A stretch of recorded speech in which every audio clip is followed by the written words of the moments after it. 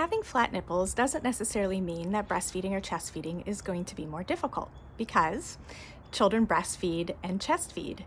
They don't nipple feed. And so a wide latch takes in both the nipple and the areola and brings the nipple far enough back to where it meets the hard palate and the soft palate, because that's where your baby's innate sucking reflex is. And so when that sucking reflex is stimulated, they start to suck.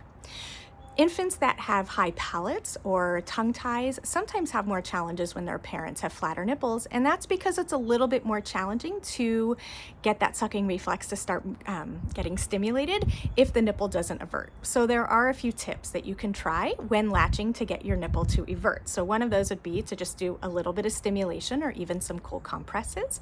Or my favorite thing is to make the breast sandwich and squeeze a lot of breast tissue and the nipple into your baby's mouth when they're latching.